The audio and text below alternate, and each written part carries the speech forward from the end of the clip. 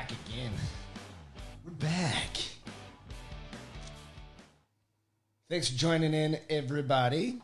This is the Bars Open with Beth and Greg, last call. So thanks for joining again, Albert. You've probably seen a couple of these, a few of these so far we've done. Basically, we're just highlighting folks that have had incredible careers and had pretty nuts careers. Yeah. And that's what we're going to get into today. So this is number 4 of our conversations, kind of going over your background, your history, your career, like I had said. So pretty incredible. So we'll jump in. I want to recap, and thanks everybody for tuning in. I want to recap real quick. Just last time we talked about you transitioning in. We got into some of the DEA, kind of like several years into your DEA career at that point. So some of the undercover work you started out doing, the challenges you faced on some of that. So let's talk about kind of it's hard to talk about 10 to 15 extra years of your career or so in an hour, right? But I think we've got some pretty funny stories, some pretty incredible stories to kind of cover today. So we'll jump right in. So again, thanks to Albert Castro. I'm lucky enough to have him join. Family, he's my father-in-law, so I'm lucky to have him as a father-in-law as well. So when we kind of jumped in, we talked about quite a few things last week. And we've been doing these for a few weeks now, but you really, some of the stories are just incredible, and you think back over your career and, what are the things that kind of stand out to you when you think about having a 24-year career as a DEA agent when a department starts like that, right? Yeah. When you think about that. Yeah. Well, one of the things that's still in my mind is some of the cases that I made. Yeah. And I wondered how I survived. Right. And it was hairy at times. I know that once or twice I had guns put to my head, to my ear. I had one time the guy put a gun under my, and they always said something like, "I know you're a cop or you're an informant." Yeah. And how the fuck do you think through that? That's it. See, I would always say, well, if I'm a cop and you kill me, you'll be dead within 3 minutes after you kill me, because if I'm a cop, there's got to be other cops around watching. Yeah. If I'm an informant, I would have the money to buy the drugs that I'm trying to buy from you. Mm-hmm. And the guys almost always worked. He says, "Well, we just want to make sure." I said, "Yeah." They're trying to scare you a little bit. Yeah. Right. See, again, let me repeat what I said once at the beginning. Okay. When I became a rookie police officer, my FTO, that's field training officer, okay, who checks me out, and at the end of the 6 months, he says, yes, he made it. No, he didn't. He's not qualified. But anyway, he told me once while we're driving around, you have to be afraid. Yeah, you mentioned that, right? The day that you're not afraid, that's the day you're going to be killed. Doing any of this line of work, any law enforcement, right? Says, right. And of course, excuse me, along with that is nervousness. Don't overdo the nervous. Don't make them see that you're nervous. Oh, okay. Yeah. And to me, working undercover was a challenge. Yeah. I'm going to get you. That was in my thought. You're mine. You're gone. Yeah. Once you start dealing with me, it's a done deal. You're going to go to the pen. I knew that. Yeah. It was no doubt about it. That's crazy. So I always kept that in mind. Yeah. I'll stay afraid, because when you're afraid, keep you on your toes, keep your wits about you. You're looking at his hands, you're looking at his eyes, you're looking around, because they always have guys around protecting him. Right. And so you try to identify when you see it. It wasn't hard to do. And so you're always, you're afraid. Yeah. And of course, nervousness, there's a little bit of nerve in there. And I got nervous. I'm not going to lie. Right. Absolutely. It's a hairy thing. I try to keep my cool. Right. And always I tried to intimidate the guy. And I would say, if you try to rip me off, you're dead. Yeah. Right? And I always had a backup, the money man, they called him. Mm-hmm. And it was either Rudy Gonzalez or Bobby Hernandez. Bobby lives in Yuma. Okay. You met him. Mm-hmm. Yep. Yeah, he was we did together quite a few cases. And with Rudy Gonzalez, and so I always had a backup. And somebody you really trusted. Right. And these guys were solid. Yeah. That was. You knew those guys like you said, gonna have your six and just. They were fearless leader too. Yeah. You know, Which is incredible. I mean, you just think you're not the only one that was in. I mean, so that's the other thing. How many partners do you recall having over the years as DEA? Okay, started with. You don't need to name them all, but no. of course, kind of a. 2, 3, 4, 5, 6, 6 partners. I think the longest one was with Jay Courtney. Okay. Who now lives in Rocky Point, Mexico. Oh, he actually moved down to Mexico, huh? Yeah. Nice. But he's a great guy. Yeah. A great artist, too. Is he? Oh, yeah. And, of course, the next one that stayed with me a long time was Dwight Stockstill. And he wanted to go undercover. So I said, you know. He wasn't an undercover agent before that? No. Okay. So he said, I need to go with you. I said, sure, you'll go with me. I'll introduce you. Yeah, but I'm a gringo. That's all right. That's okay. Money doesn't care what race you are. Right. That's true. So I introduced him on a couple of cases. Yes, sir. And he worked real well. He was my money man. There you go. And he was big. He's a big guy. Yeah. He had big old arms. And he always looked very serious at the guys when I'm negotiating. And the guy would look at just him. Like intimidate, trying to intimidate. And the guy, the crook would look at him and then look at me. And then he'd go, what's with him? Just watching an eye. Yeah. So, yeah, it was good. That's cool. That's awesome. He lives in North Carolina. Yeah. That's where he is now. Yeah, that's when he retired. That's where he's from. Okay. That's awesome. So that's interesting because, you know, you think about all the people that you came across, you know, just in your career, because you worked with a lot of different agencies. Oh, so you worked with the FBI. You worked with, of course, Customs.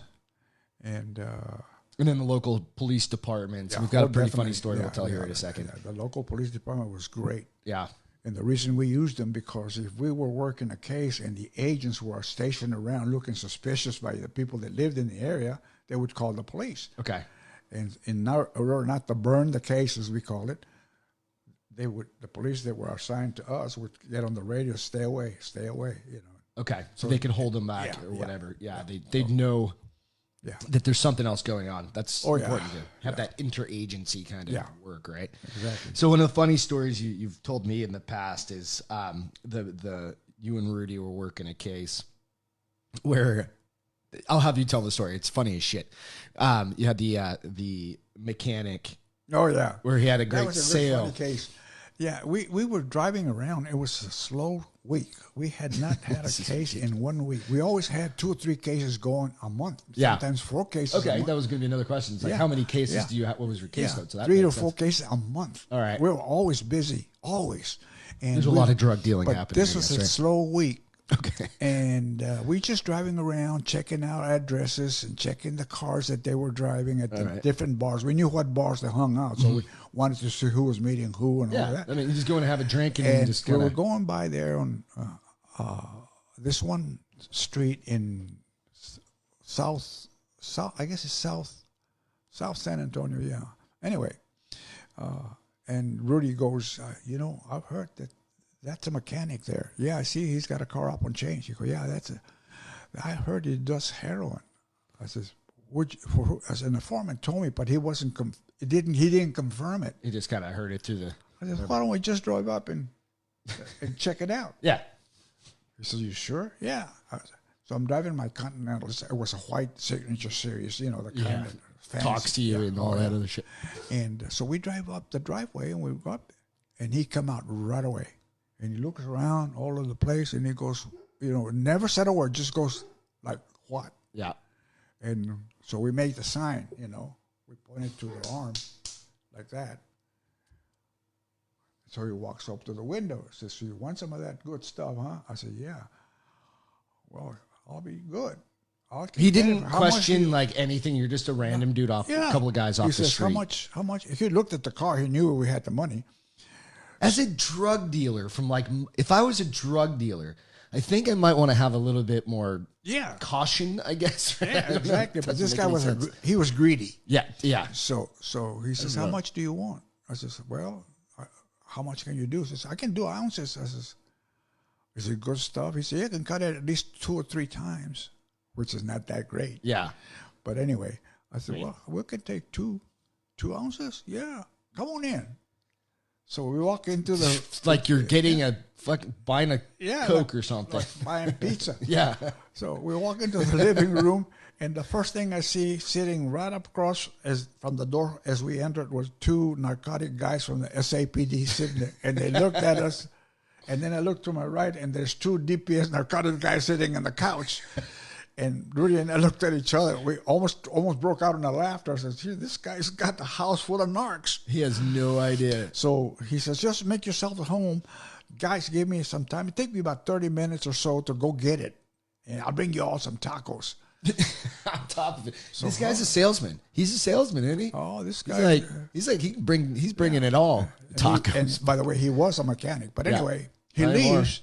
And when he leaves, we start looking for things around, signs of this, that, and the other. We found our address book with phone numbers and names. Everybody's taking notes and everything else. And then we looked at each other, and we all cracked up. Yeah, you would. I mean, everybody, we were all laughing. And I said, well, guys, goodbye. It's all yours. And we walked out. And he got busted later. But, man, we were going in the car, left all the way back to the office. That's hilarious. See, that's the stupidity. That's kind of the... We've talked about this in the past. It's like, I mean, how do you go about, just some of the stories you've told? And again, we've got some more. Today's going to be kind of like storytelling session because there's some pretty fun ones. Just the dumb shit people do. Like, I mean, that's because you see like, okay, so there's TV shows that kind of glamorize it a little bit, right? And it's like, oh, they're rich and they're all this. But most of the people are not the rich, super rich Escobars, and it's people dealing 2 or 3 ounces of this or that. And we always ask for a quantity to see if you could come up with it, because we classified, I shouldn't say this, but we classified based on weights or something like that, on how much and that would make sense. So if you had 100 pounds of marijuana, it's worth a class something felony or something like that. Yeah. So, it also had to do with the sentencing. Okay. So if you have, is it because it's intent to distribute versus something? It's possession. It's the first charge is possession. All right. Second charge is distribution, which is he's selling it to us. Okay. Distribution. The next one, if there's 2 or more, is conspiracy. That's where the case. Okay. Yeah. And so by the time it's all over and done, he's looking at 45 to 60 years in prison.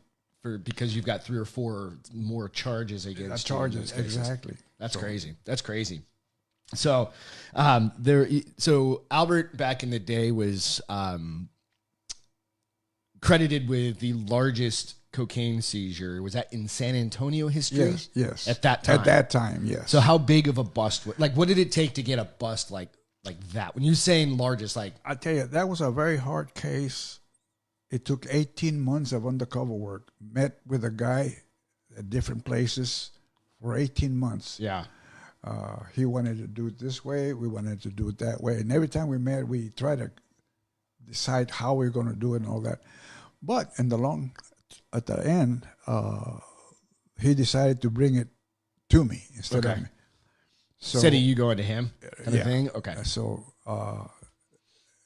we ended up seizing 110 pounds of cocaine, pure cocaine. Holy shit!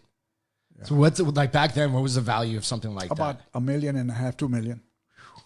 That's crazy. I mean, I've seen like current when they're trying to. They're not anymore. Though. You can get an ounce of cocaine because back then an ounce of cocaine went anywhere from $1,500 to $2,000 an ounce. Okay, that's crazy. So and now it's exponential. And if it's very pure, it goes up to $3,000 an ounce. Okay. So it just depends on how many times it's made or cut. No, you don't cut cocaine but once. Oh, you don't? Okay. Cocaine gets ruined if you cut it more than once. Okay. And some of these idiots did it, though. Because they're just trying to spread it out as much as they can. And whoever uses it gets a kick at that time, but it doesn't last because it's been cut too many times or whatever. So you ruin the cocaine. So. Okay, yeah. That's interesting. Yeah. Just kind of funny things, right? I mean, some of those things. So I asked him earlier if you've ever gotten any famous people, and said not necessarily famous, but just bad people. Famous for being drug dealers. Yeah, this guy. I don't know if that's a good way to be famous. Infamous, maybe. Yeah, this guy on that cocaine at one time had worked for the CIA. Oh, what? Yeah. What, he just because at that was he time, like he worked, or he was an informant? no, he a was probably an informant. Okay, But I know he had ties to the CIA. Okay. At the time that Daniel Ortega was the president of Nicaragua. Okay. And he brought in Russians and Cubans to run the country with him. And everybody had to wear these gray uniforms. Interesting. For 3 days, and then you would change and would wear black uniforms, like overalls. Yeah. Overall. That was the law. And if you violated it, you didn't get X number of food. Like the people in the country, like the citizens? Yeah. Had to do that? Yes. Oh, that was what, under Daniel Ortega. It was socialistic. Yeah, that is absolutely, yeah. Okay. And they had to get in line to get groceries and all that. To get anything. Yeah. Yeah. So, but then, of course, he finally got defeated by Mrs. The lady president. And I can't think. Chamorro. Okay. Chamorro defeated the guy, and he ran off the Cubans and the Russians, except the ones that had gotten married to Nicaraguan girls. He'd let them stay. Okay. And a whole bunch of Cubans had stayed, who then later on got together and opened up a tobacco type company, and now they're exporting tobacco. Interesting. How they switched over. Yeah. Yeah. That's interesting. Yeah. So when you were there's a funny story about you guys were chasing after somebody. Yeah. And comical. Oh yeah. Here. Okay. We had been watching these This is funny. people for a while, and then the two smugglers got the dope and were going to deliver it. I believe they said they were going to deliver it to Corpus. And so we started following them, and they noticed that they were being followed. Okay. And they took off, and we took off. And Fred Turner, my rabbi, was a front lead car. Okay. And he's driving. We're doing 65. Were you in the car with him at the time? Yeah, Okay. I was in the car with him. And he's driving 65, 70 miles an hour and bouncing all over the place. And I'm trying to hang on for dear life. And he's got a gun in one hand and he's driving in the other hand. And he's trying to use the radio. And he gave it to me. So when he needed it, he says I would give him the radio to talk.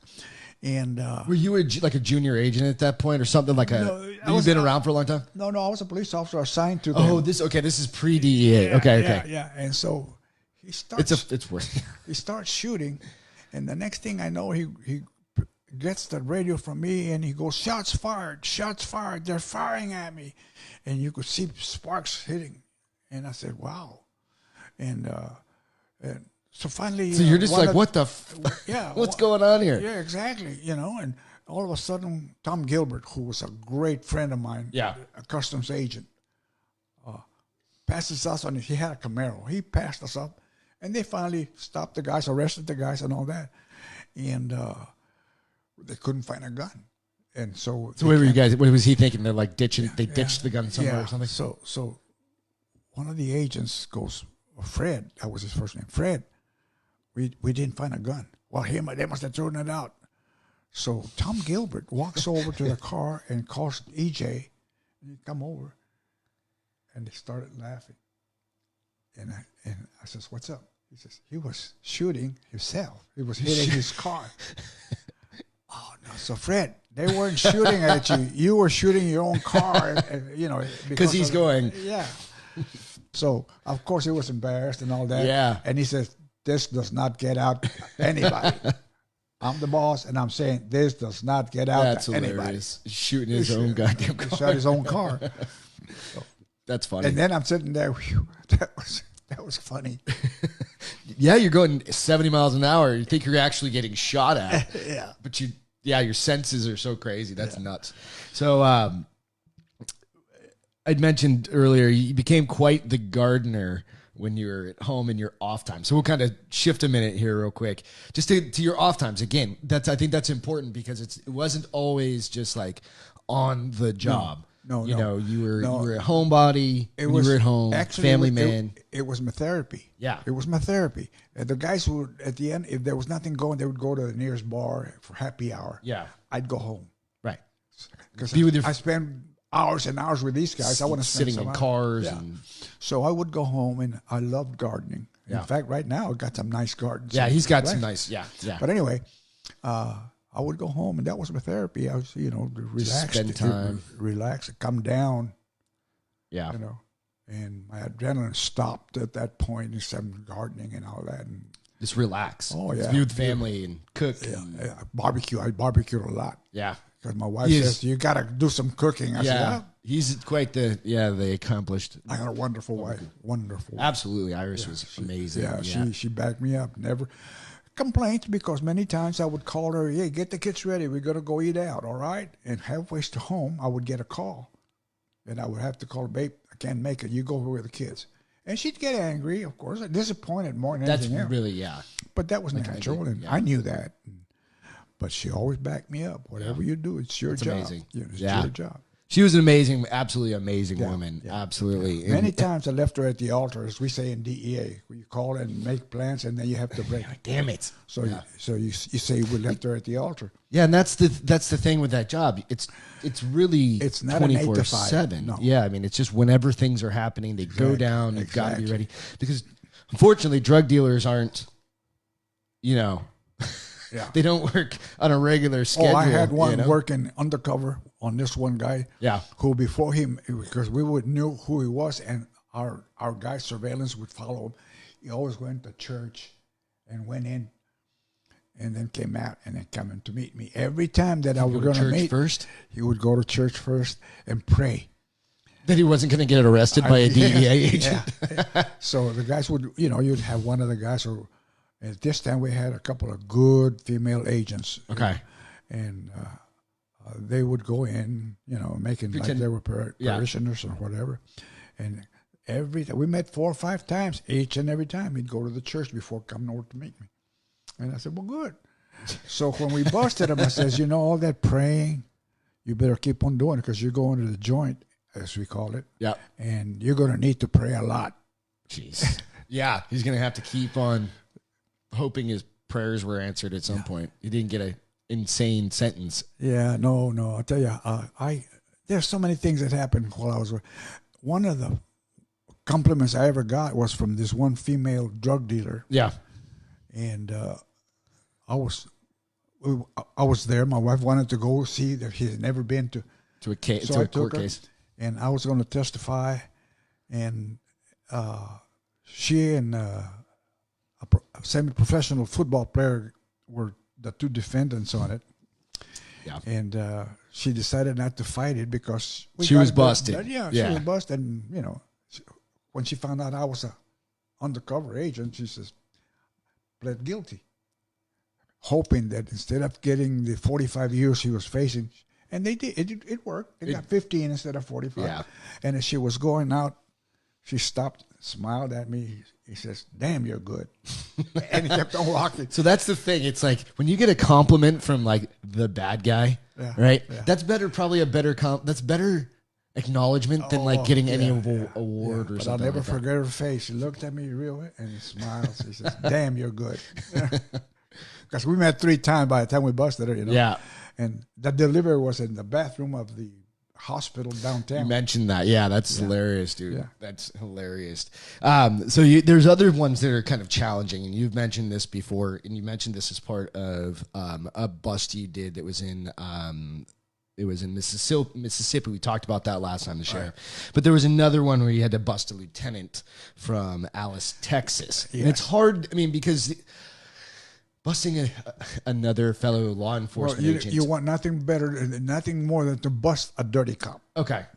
And this guy's a lieutenant, and he's in charge of narcotics. Oh.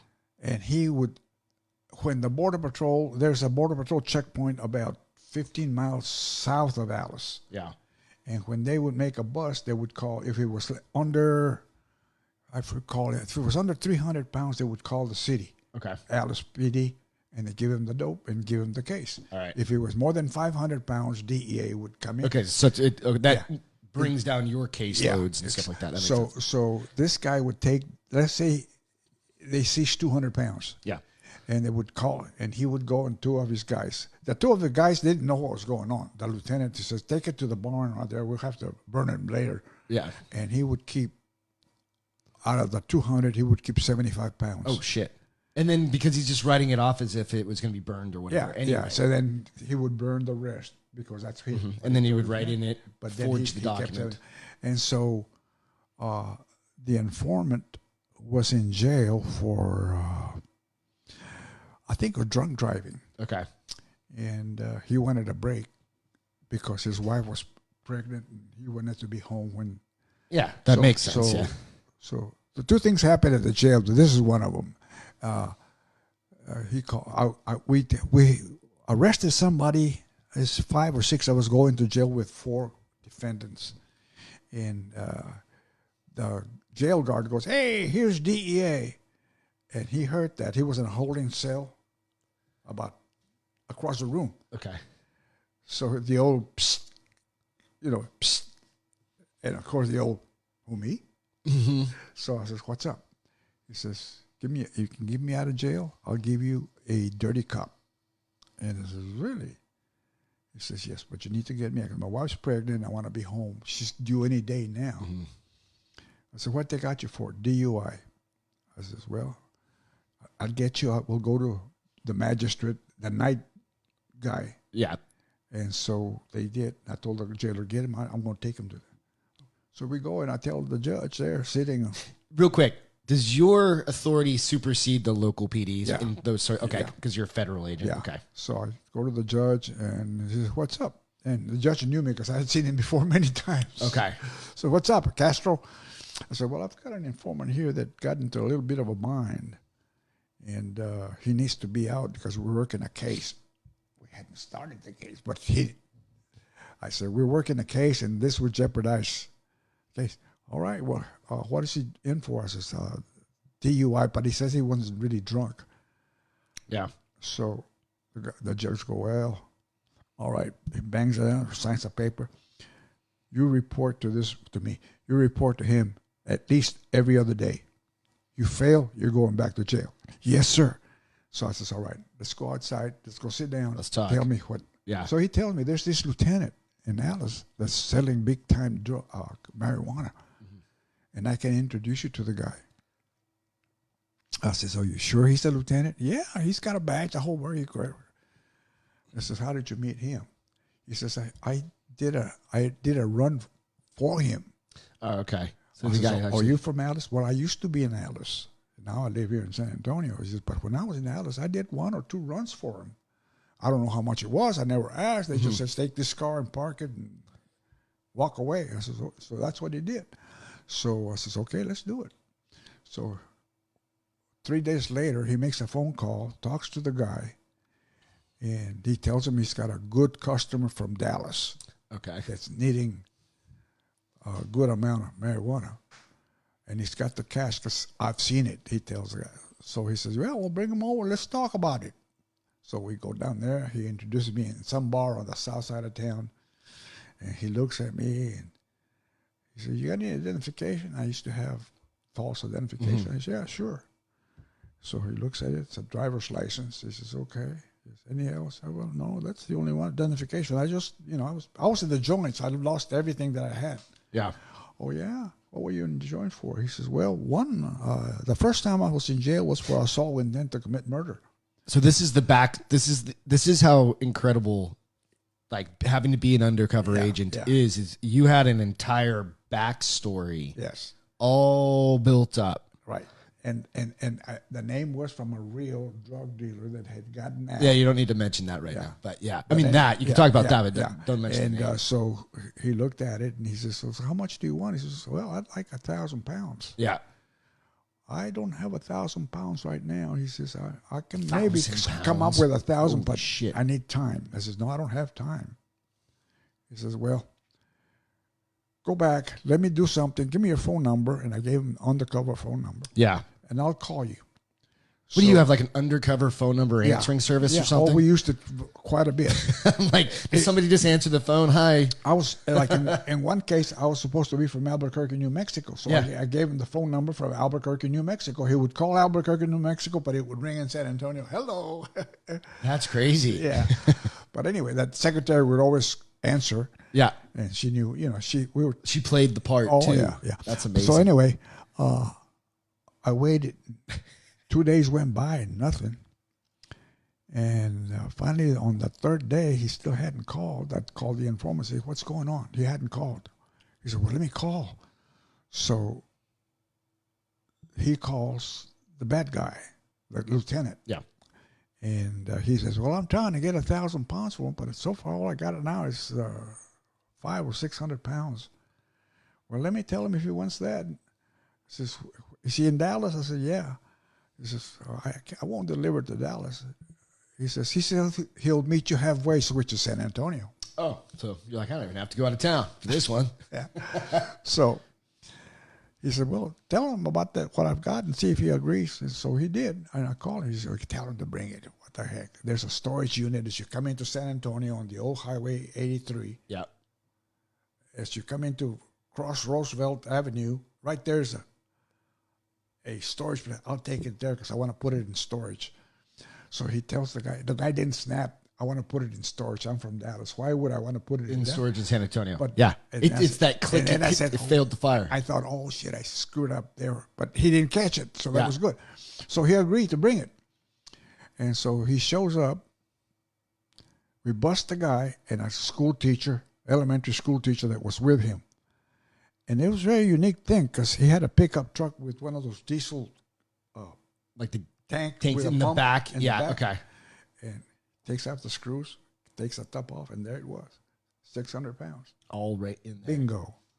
That's crazy. And then all, you know what, hits the fan because the mayor of Alice, when he finds out that newspaper, that their whole thing was lieutenant just front got page stuff from and their DE or their drug enforcement. and you'll see the clippings that are in there about it. Yeah. He wants an investigation of the police department. That's crazy. And they wanted to subpoena me.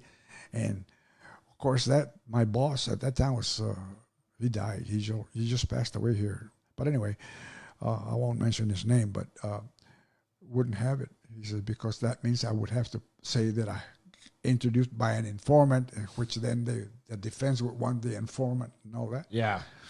So he says... Because you need to protect the informant as well. Always. That dude would get killed in a second if they found out, right?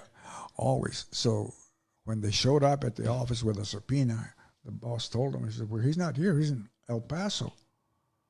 He says, when is he coming back? Whenever he finished the investigation. Could be a week, could be 2 weeks, who knows? So he went back empty-handed. So that I didn't have to. That's good. Yeah. So what ended up happening with that lieutenant? He get locked up for a long time. Oh yeah, he got the usual that almost. But any other drug dealer? Well, one of the charges was official corruption. That's what I'm saying. I was going to ask: is it more severe because you are a law enforcement? 10 years just on that charge. Additional, okay. 10 years, and then you have the conspiracy because it was him and another guy, and the law is 2 or more is a conspiracy. Right. So that's 15 years. And then the pounds of possession was 15 years, and then sale or distribution, another. So he was looking at about 60 years of. Jesus. But he didn't. I think he pre-bargained out of it. I think he only served about, if I recall correctly, 10 or 11 years out of the sentence because they cut it down because of the plea bargaining stuff. Yeah. So it was. I don't care as long as he goes down. Right, and that's the key. It's like you said. It's even. Is it worse that you're in law enforcement? That you've taken a sworn oath. To the United States and to your communities and everything else, and then that's right. It's even more. And I'll tell you what, you take an oath when you go to the DEA because of the amount of money you'll be. That's what I was going to say. He said drugs will be around. Pictures that you have, with millions of dollars in front of you. Yeah. If you didn't have the backbone that you had, some people would be swayed by that. You know what I mean? Yeah. Just skim a little bit. Just skim a little bit. It's like They trusted me with $2 million. Right. Cash. Huge amount of money. You see the picture. I got a picture of it in those clippings. That's life-changing money for somebody. It's insane. To me, I put the money was in the safe in the office, and I slept in the office. Yeah, because it's $2 million. Me and 4 other guys, we slept in there. Yeah. We're going to send out hamburgers and we stayed all night long. Until we had to show it, and then bingo. And then you put it back in lockup afterwards again, right? And then the next day, about 6 of us take it back to the bank who had loaned us the money. Yeah, you basically had an armed security team Yeah, around yeah, all of yeah, you yeah, guys. yeah, Yeah. yeah. No, that's incredible because you think about that. Yeah. And that's, I think, where I know you've talked about it in the past is with me anyway, is some of the corruption that happens like down in Mexico and some of the other countries, because those guys make what? Pennies. Oh yeah, Right. Yeah, To be in their An their agent Mex in feds. Mexico at that time was making $200 a month. Right. So think about that. Dollars. And now keep in mind that of course there's 12 pesos to one. It's still Not a lot of money. not a lot of money. Right. And then And the other thing is the drug dealers would come up to the agent, confront the guy wherever he was, and he says, you need to work with us. This is the way he used to say it. You need to work with us. So you either want plomo or plata, lead or silver. okay. You say no, plata, means I'll take the money. Or you say no, I don't want to do it. They're just going to kill you right there anyway. You're gonna They're going to kill you and your family and everything else, right? You're gonna get a bunch of lead in your body. Right. So Which is scary as shit So most of the time, that's what happens, the Right. corruption. But it goes all the way up into the big shots in government. yeah.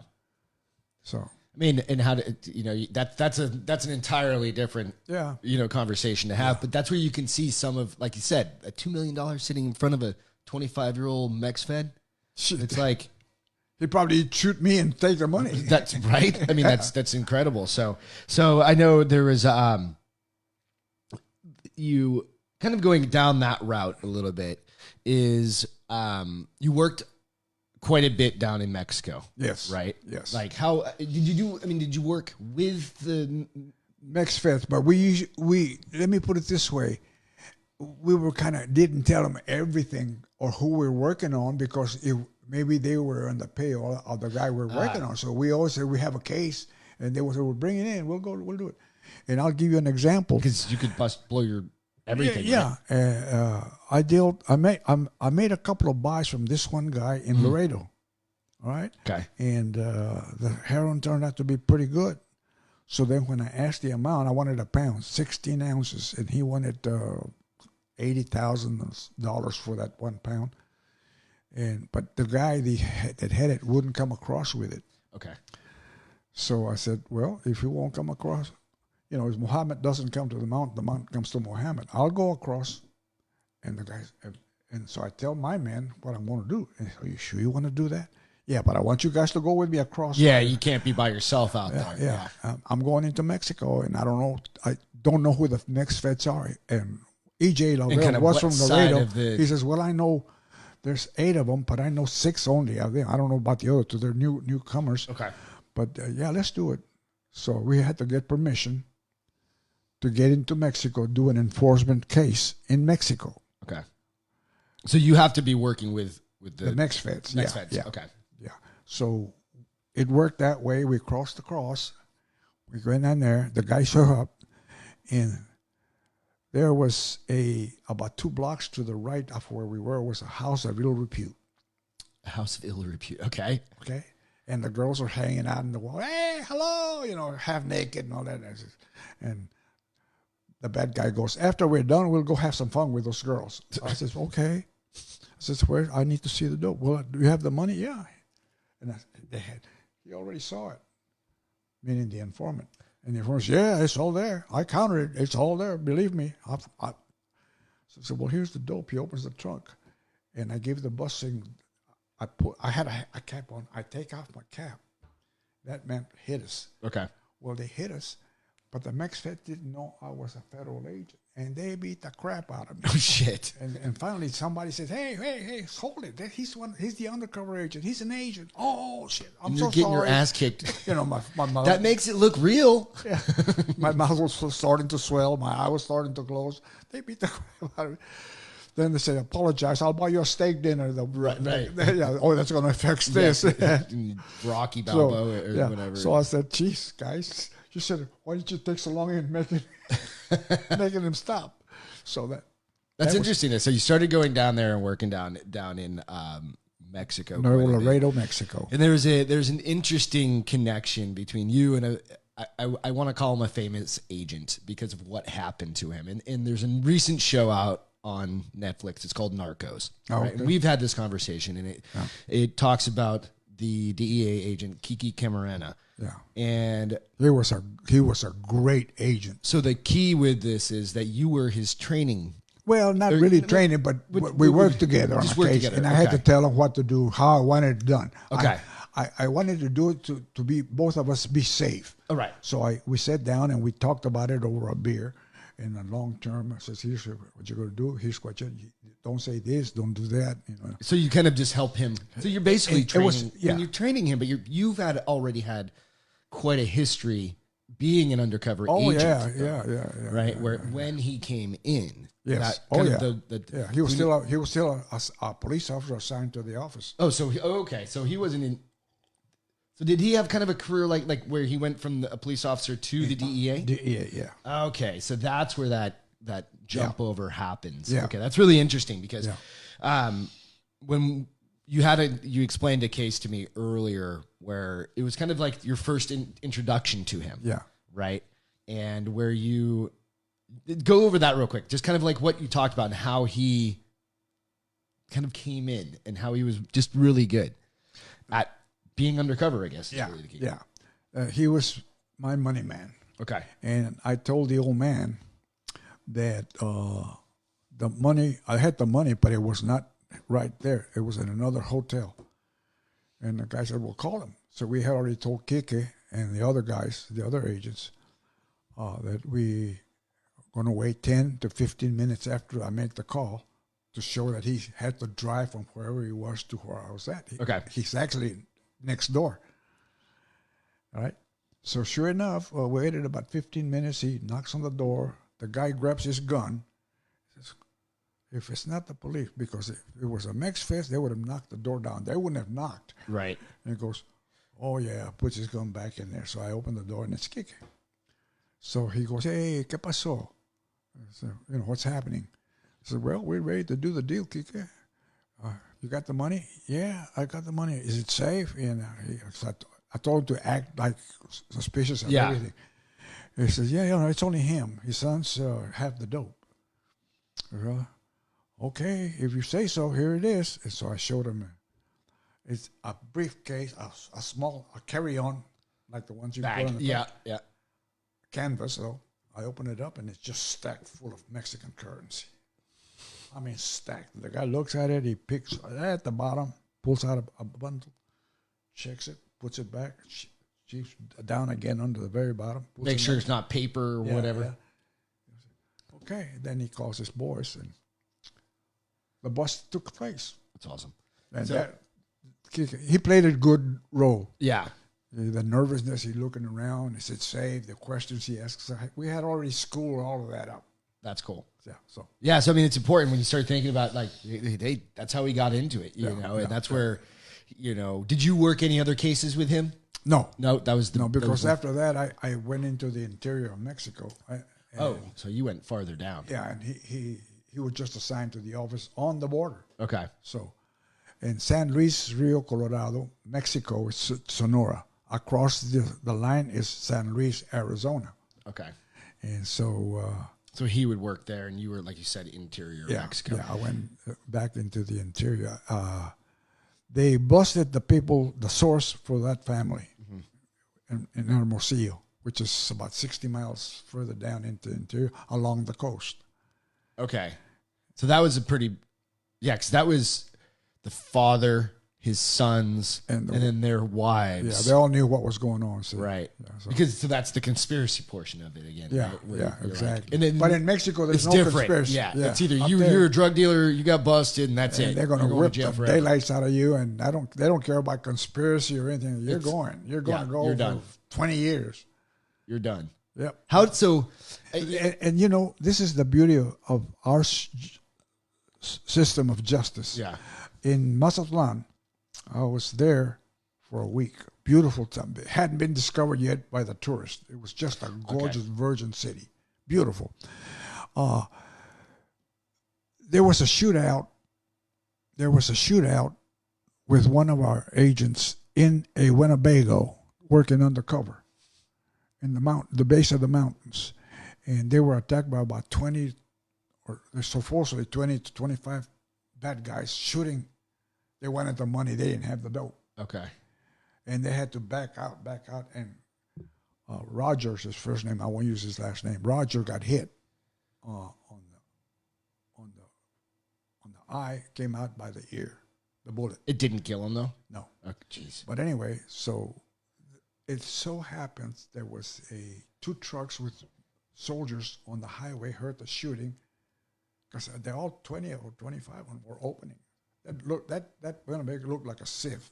I was gonna say, yeah. Yeah. But anyway, they heard and they got there. The Mexicans identified themselves, told them what happened, and the army just like ants went into the woods. And just hunted. They picked up anybody that moved. Yeah. Well, it so happened that they didn't get this.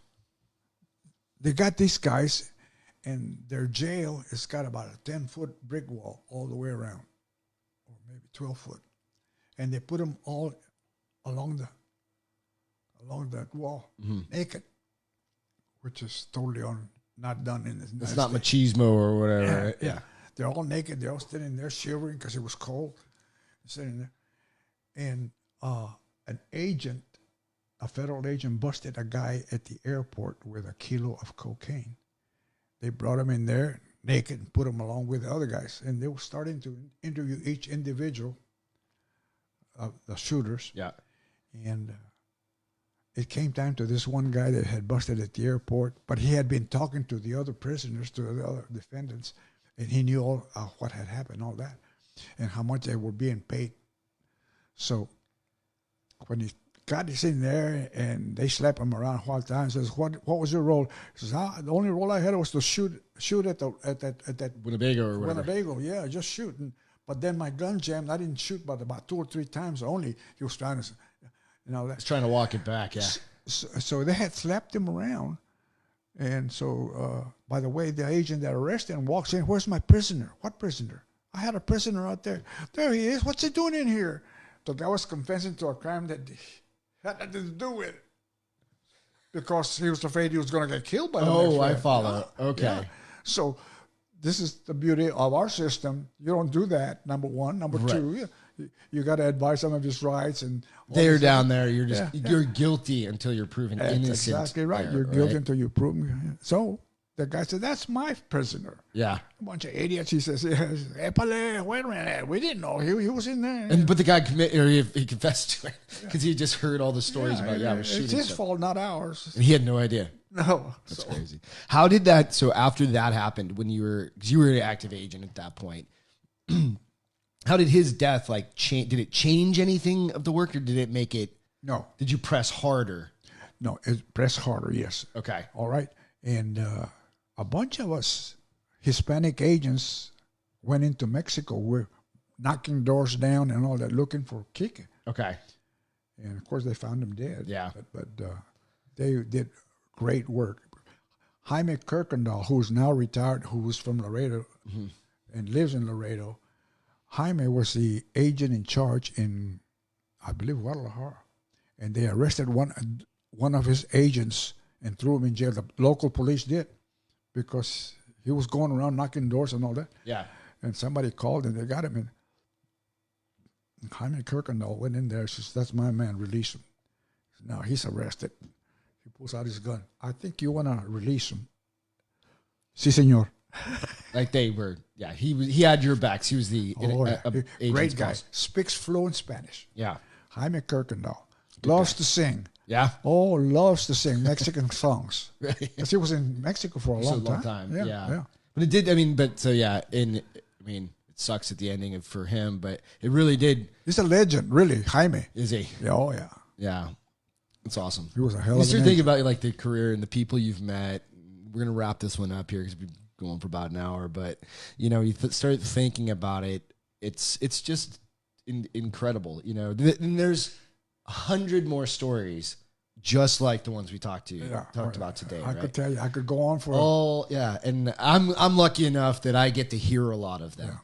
And I get to hear some of the background, and there's more details to these stories that we just aren't putting out here, that's totally because how we got it from point A, the introduction to the meetings at different places, like on that 18-month investigation. Everybody kept saying, Al, it's dead.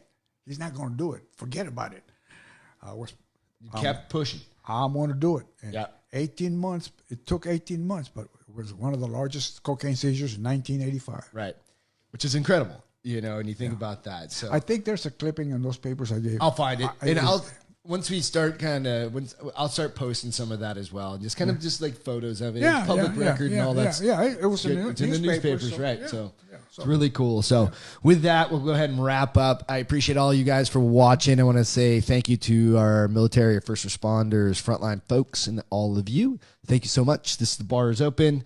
Last call with my guest, Albert Castro. You guys have a great night. Thanks so much.